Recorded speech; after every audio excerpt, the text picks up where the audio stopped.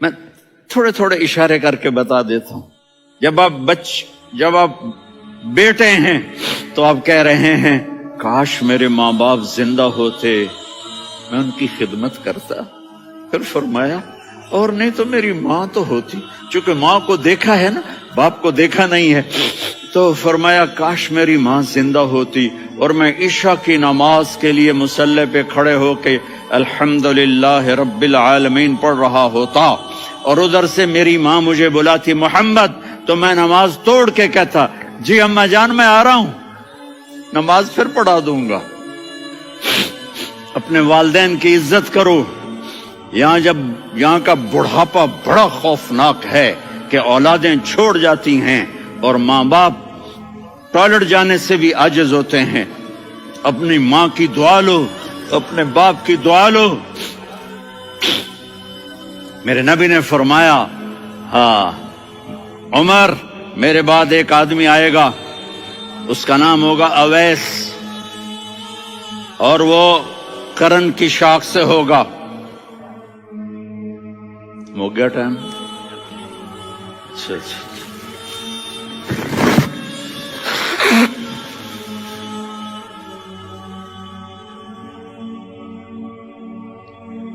اس سے دعا کرانا، علی آپ بھی، عمر آپ بھی. یا رسول اللہ کس لیے؟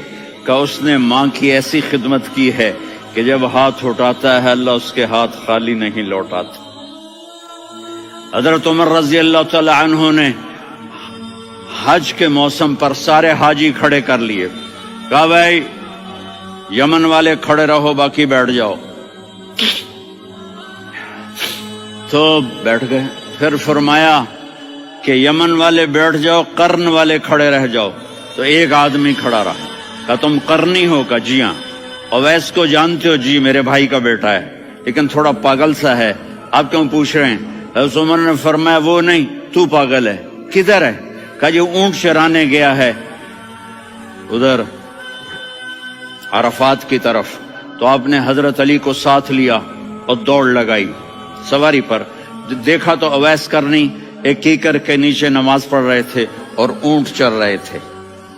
تو جب انہوں نے دیکھا کہ دو آدمی آ کے بیٹھ گئے تو انہوں نے نماز شارٹ کٹ کر دی. تو حضرت عمر نے پوچھا کون ہو بھائی؟ کہا جی میں مزدور ہوں. کہا تیرا نام کیا ہے؟ کہا جی اللہ کا بندہ. کہا ارے بھائی تیری ماں نے تیرا نام کیا رکھا ہے؟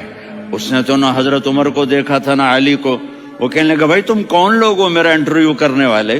یہ تو میں اپنی زبان میں کہہ رہا ہوں. تو حضرت علی بولے کہ بھائی یہ ہیں امیر المومنین عمر بن خطاب اور میں ہوں علی بن ابی طالب. تو وہ ایسے کانپنے لگے. میں معافی چاہتا ہوں، میں پہلی دفعہ آیا ہوں، میں نے آپ کو دیکھا نہیں. فرمائیے آپ. حضرت عمر نے کہا ہاتھ اٹھا ہمارے لیے دعا کر. تو وہ رونے لگے. آپ نبی کے صحابی، میں عاجز مسکین میں دعا کروں؟ میری اوقات ہے میں دعا کروں؟ کہاں ہمیں ہمارے نبی نے فرمایا تھا اویس آئے تو دعا کروانی ہے. عمر اور علی جیسی ہستیوں کو دعا کے لیے کہا جا رہا ہے. پیچھے تہجد ہے نہیں، جہاد ہے نہیں، علم ہے نہیں، نماز ہے نہیں، روزہ ہے نہیں، زکوٰۃ ہے نہیں، خیرات ہے نہیں. کیا ہے؟ ماں کی خدمت، ماں کی خدمت، ماں کی خدمت. میرے نبی نے فرمایا لوگ جنت میں چلیں گے، اویس چلے گا. جب گیٹ پر پہنچے گا تو اللہ کہیں گے اویس کو پیچھے ہٹا دو، باقی اندر چلے جاؤ. تو اویس کرنے ڈر جائیں گے کہ یا اللہ جنت کے دروازے پر مجھے پیچھے ہٹا دیا. تو اللہ کہیں گے پیچھے دیکھو، ویسے پیچھے مڑ کے دیکھیں گے تو لوگوں کا مجمع ہوگا جو جہنم میں جا رہے ہوں گے، ایمان والے، گنہگار مسلمان. تو میرا اللہ کہے گا اویس اپنی انگلی کو پھیرتا جا، جس پر تیری انگلی پڑے گی تیری تو فیل سب کو جنت میں ڈال دوں گا. یہ ماں ہے، صرف ڈالر ہی سب کچھ نہیں ہے، یہ ماں ہے. میرے نبی نے فرمایا اب تیرا باپ تیری جنت کا سب سے بڑا دروازہ ہے. اگر تو نے باپ کو ناراض کر کے موت پائی تو تیرے لیے جنت کا دروازہ کھل نہ سکے گا. یہ باپ کا مقام ہے. پھر آپ نے 11 شادیاں کی. کیوں کی؟ سنو حدیث، ما تزوجت وما زوجت الا بوحی من السماء نزل به جبریل. کہا میرے ساتھیوں سنو، اللہ کی قسم میں نے کوئی شادی اپنی مرضی سے نہیں کی. میرے اللہ نے فرمایا یہاں کرو، میں نے کی. میں نے اپنی بیٹی وہاں دی جہاں میرے اللہ نے فرمایا. تو اتنی شادیاں کیوں کی ہیں؟ ہمیں گھر کی زندگی سمجھانے کے لیے. میری بات غور سے سنو، دنیا کا سب سے بڑا رشتہ خاوند اور بیوی ہے. سب سے مقدس رشتہ ماں باپ ہے، لیکن سب سے بڑا رشتہ خاوند اور بیوی ہے. جب یہ ٹوٹ جاتا ہے تو پوری نسل برباد ہو جاتی ہے.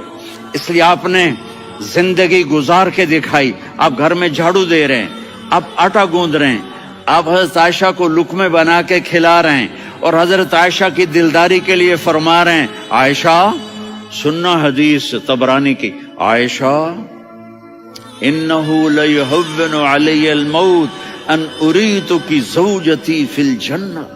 عائشہ مجھے جب سے پتا چلا ہے نا کہ تو جنت میں میری بیوی ہے تو مجھے تو مرنے کا شوق لگ گیا ہے. اللہ کی قسم ہمیں سکھانے کے لیے تھا. جس نے اللہ کو دیکھ لیا ہو اسے عورت کی کیا خواہش رہ جاتی ہے.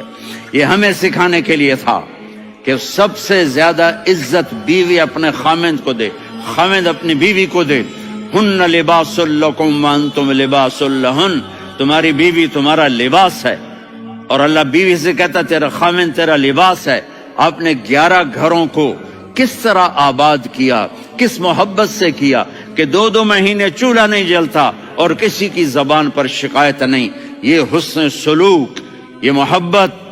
حضرت عائشہ کی عمر تھوڑی تھی، جہاد کے سفر سے واپسی ہو رہی تو آپ نے صحابہ سے کہا بھی چلے جاؤ سارے آگے چلے گئے تو صرف آپ دونوں رہ گئے. تو آپ نے کہا عائشہ دوڑ لگائیں. سبحان اللہ. حضرت اما عائشہ نے نہیں کہا، میرے نے عائشہ دوڑ لگائیں. میں کہا جی لگائیں. تو کہنے لگے ہمیں دوڑ لگائی. تو کہنے لگے میں آگے نکل گئی، آپ پیچھے رہ گئے. چند سال گزرے تو پھر ہم جہاد کے سفر سے آ رہے تھے تو آپ نے کہا صحابہ سے جاؤ بھی چلے جاؤ آگے آگے آگے آگے. وہ غائب ہو گئے. پھر آپ نے کہا عائشہ دوڑ لگائیں. تو میں نے کہا جی لگائیں. کون دنوں ذرا میں موٹی ہو گئی تھی، تو جب دوڑ لگی تو میرے نبی آگے نکل گئے، میں پیچھے رہ گئی. تو ہم نے کہا ہاذہ بتلک، عائشہ تو میں اب برابر ہو گئے. ایک دوڑ تم نے جیتی، ایک دوڑ میں نے جیتی. یہ ہمیں گھر کی زندگی سکھانے کے لیے تھا کہ گھر میں بیوی کے ساتھ کیسا ہونا چاہیے. اور عورتوں کے لیے کہا اگر میری شریعت میں سجدہ ہوتا تو میں بیوی سے کہتا اپنے خاوند کو سجدہ کرے، تاکہ ایک نسل تیار ہو. بیلنس زندگی گزارو. میں نے کل بھی کہا تھا، آج بھی کہہ رہا ہوں، امبیلنس لائف ہماری اولاد کو تباہ کر رہی ہے. میرے پاس